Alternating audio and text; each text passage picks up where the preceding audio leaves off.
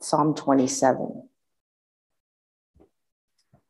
The Lord is my light and my salvation. Whom shall I fear?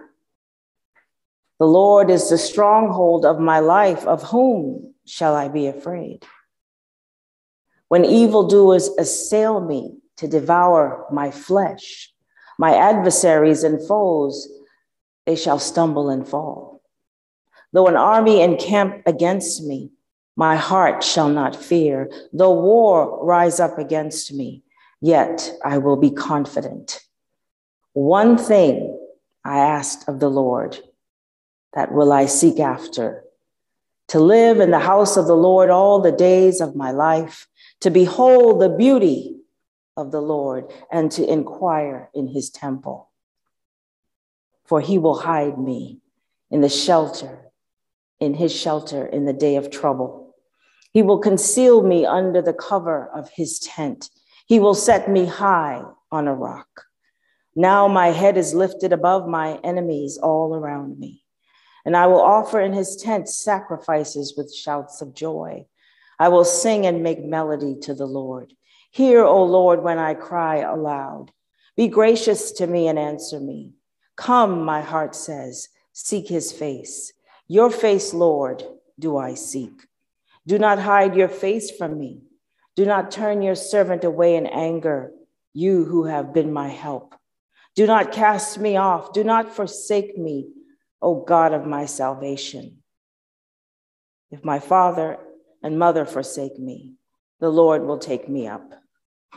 Teach me your way, O Lord, and lead me on a level path because of my enemies. Do not give me up to the will of my adversaries, for false witnesses have risen against me, and they are breathing out violence. I believe that I shall see the goodness of the Lord in the land of the living. Wait for the Lord, be strong, and let your heart take courage. Wait for the Lord. This is the word of the Lord.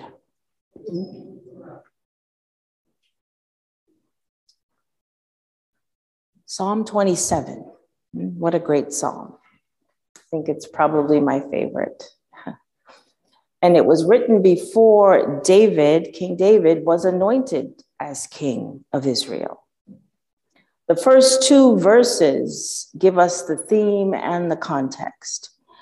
David is being pursued by King Saul, right, who is the first king of Israel.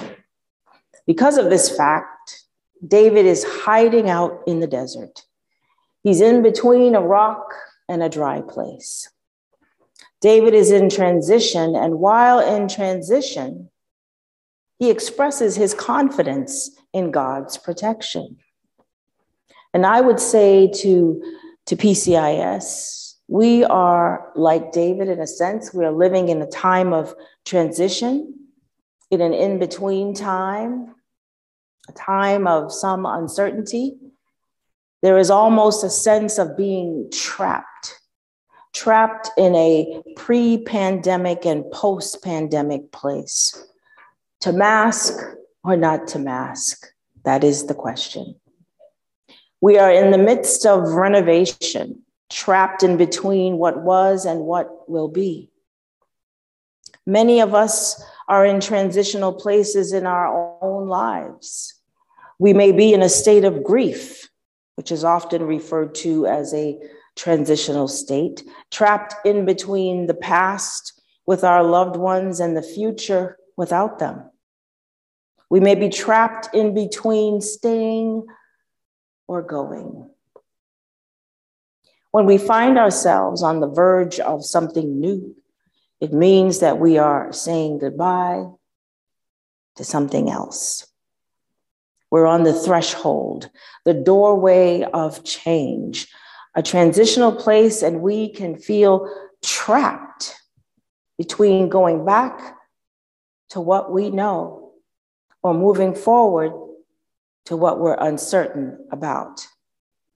But what we can learn from David today is that when you are in between times, on the verge of some uncertainty, when you really don't know what tomorrow will bring, The thing to do in that moment is to express confidence in the God who knows all about your yesterdays, your todays, and your tomorrows. And so David begins the psalm with two rhetorical questions. The Lord is my light and my salvation, whom shall I fear? The Lord is the strength of my life, of whom shall I be afraid? And I think he asked these questions aloud to remind himself of who has got him, right? God has got him in the palm of God's hand. And he also asked those questions to achieve a greater confidence in God. Whom shall I fear? No one. No one. He does not have fear in this moment because he reminded himself that the Lord is his light. And without light, it is difficult, if not impossible, to see the path ahead and to see what harm might be coming your way. The Lord is light to David, and that's part of why he feels so secure in that moment. The Lord is his salvation. In this context, David is referring to a physical deliverance or rescue, like from a bear or a lion or Goliath or the entire Philistine army. You see, David was accustomed to using his sword to achieve salvation or safety. But now David is confessing that the salvation he seeks ultimately comes from God and God alone. He goes on to say that God is his fortress, his strength. No one can get through or in who is not authorized. The fortress protects the lives of its inhabitants. And so David is picturing the Lord as his fortress. And this gives him even greater confidence. He knows that Saul's army was pursuing him in order to kill him. And David felt like helpless prey. And he said, when the wicked, even my enemies and my foes, come upon me to eat my flesh, they will stumble. David felt like prey, but he also remembers that God had delivered him before and says, my heart shall not fear. I will not be afraid because I can stand firm on what God has already done for me. I can trust in the deliverance of God, my Savior. One of the greatest things about silence, or like David being in this sort of desert place with God, is all the memories that resurface. And so in my silent time, God recently reminded me of my own resilience and my own strength. And I find that with God. I don't necessarily find it in many other places, but when I'm with God, I feel strong, I feel resilient. And God reminded me that I have already experienced serving a congregation in a crisis. And the one thing that I didn't practice consistently while serving was taking time out to be with the source of my strength. And so I was exhausted and not just tired from doing a good day's work. I was dangerously exhausted. And most of the time, I neglected the invitation to enter into the rest of God. I don't know if we're aware of how many times during the day we neglect that invitation to enter into the rest of God. And so as a result, I lost myself in that calling. Have you ever lost yourself in your work, in your studies? I lost myself. I became unrecognizable. I lost confidence in my abilities and in my gifts. And it wasn't because the light grew dim. It was because I stopped focusing on the light. See, exhaustion will do that to you. Among many things, it will strip you of your confidence. But this time around, here at PCIS, I knew I had to do things differently. Crises, pandemics, wars and rumors of war, death and dying, none of these things are going away. So what are you going to do differently, Desiree? Well, this time around, I'm going to focus more on the giver and not the gift. This is where my resilience lies, is with my God, who is the strength of my life. And so David was in a crisis. And so we get why he might be fearful. We get why he cried out to God for protection. We get why he needed that safety. And we get why he needed the Lord to show him how to defeat his enemies. David had great need for the Lord. He needed the Lord to do things for him, and sooner rather than later. And so do we, right? If I'm honest, when I go to prayer, the list is so long. It's so overwhelming some days. I usually have so much to unload, so much to confess, so much to complain about, so many burdens that I need to give to God. I just need them off of me. Because, newsflash, I'm not God. I need the Lord to guide me in my calling, in my leadership, in my care of others, in my sermon preparation, in my decision making, and that's just my work life. The personal stuff, right? Then again, there's the problems of the world. And then all of those little unexpected things of life. We need God to do for us, to show up for us. But in verse 4, David arrives at his greatest need, his greatest desire, his greatest longing. And he says, one thing. Let me do a little praise dance right here. One thing I ask from the Lord, this only do I seek, that I may dwell in the house of the Lord all the days of my life. To do what? To gaze upon the beauty of the Lord and seek him in his temple. One thing, the main thing, the most important thing is to get with God,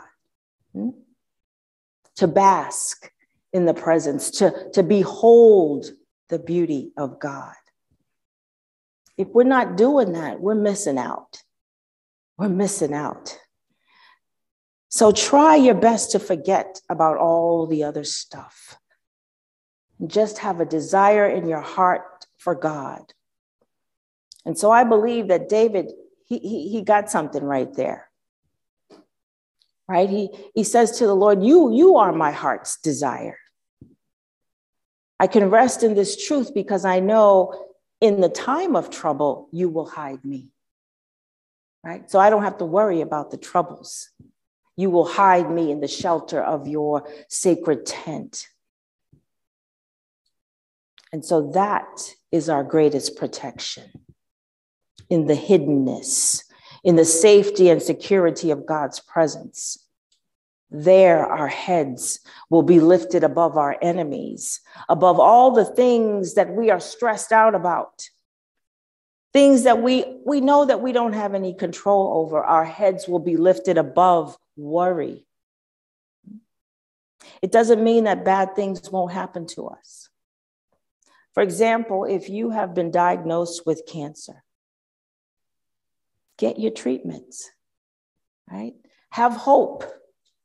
Do what you have to do. Do what the doctor says. But when you go in for your treatment, lift your head. Lift your head above the enemy that is cancer. Lift your head above the enemy that is a nasty coworker, above that horrible boss, above that sibling you struggle to get along with. Lift your head. In Psalm 3, David writes, as he is once again fleeing from his son Absalom, who was also trying to kill him. David got problems. Everybody trying to kill David, right? And he says, Lord, how many are my foes? How many rise up against me? Many are saying of me, God will not deliver him. But you, Lord, are a shield around me, my glory, the one who lifts my head. I hope you're feeling that. God is the one who lifts your spirits, who lifts your life, who lifts you up. You, O Lord, are a shield around me, my glory, the one who lifts my head. And so this brings me back to where we started, to our Lenten practice of silence. And it takes me back to verse 4, to our true longing and desire. God, one thing I ask. And so when you enter into silence with God, have no agenda. Make God alone your priority and just wait. Just wait. There's a text in 1 Corinthians that speaks of marriage. And basically what Paul is saying is if you are unselfish,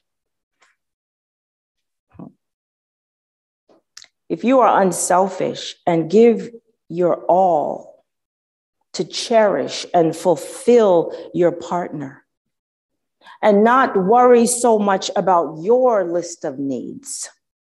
And if your partner does the same in return for you and makes you the priority, then neither of you will suffer or be lacking. You're both taken care of. And this is what happens when we make God our priority. We don't have to be concerned about our long list of worries. God is fully aware of everything we're going through. God knows what we need. And how do I know this? Because in the time of trouble, God will hide us, protect us. And it is in that hiddenness, not outside of it, in that hiddenness is where we get our confidence, is where we get our courage and our boldness and our power to withstand whatever comes our way. And the truth is, we really don't know how strong we are until we are in that position. In the silence, in the presence, in the rest and the warmth of God's hiddenness, we find our light, our salvation, our strength. We find the power to lift our heads and remain in whatever struggle we're in. So just wait. Wait for the Lord. Be strong, take heart, and wait for the Lord. Amen? Amen.